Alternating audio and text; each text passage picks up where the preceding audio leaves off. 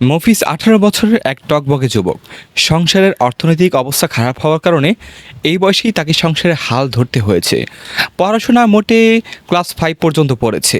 যাই হোক, তার বাবা ভ্যান চালায়, রিক্সা চালায়, কিন্তু সে অসুস্থ হওয়ার কারণে এখন তাকেই ভ্যান চালাতে হয় বা এরকম খ্যাপ মারতে হয়।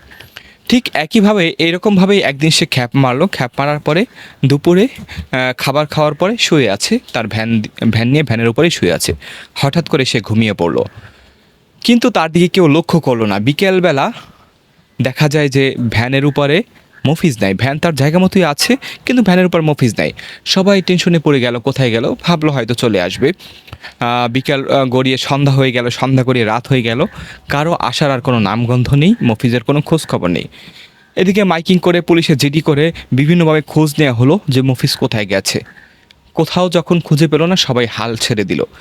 এক সপ্তাহ পরে ঠিক সেই ভ্যানের উপরেই দুপুরবেলা দেখা গেল শুয়ে আছে মফিজ। তখন তাকে জিজ্ঞাসা করা হলো সে কোথায় গিয়েছিল।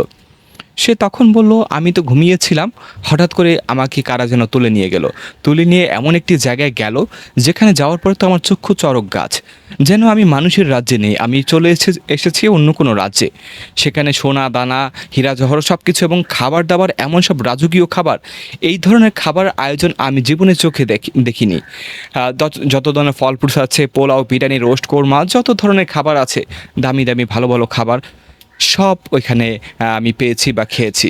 ঠিক এক সপ্তাহ পরে আমার ওইখানে থাকতে থাকতে অনেক ভালো লেগে গিয়েছিল, কিন্তু তবুও বাসার কথা বারবার চিন্তা হচ্ছিল। তখন তাদেরকে বারবার বলার পর তারা আবার এক সপ্তাহ পরে ঠিক এখানেই দিয়ে যায়। এরকম ঘটনা আমি এটি একটি শুনেছি, আরও একটি শুনেছি আমার বন্ধুর মুখ থেকে। তবে ঘটনার সত্যতা আমি যাচাই করব না, ঘটনা কতটুকু সত্য কতটুকু মিথ্যা আমি জানি না। ঘটনাটি ভালো লেগেছে বিধায় আপনাদের সাথে শেয়ার করলাম। আপনারাও ভালো লাগলে শেয়ার করে দিতে পারেন। ধন্যবাদ।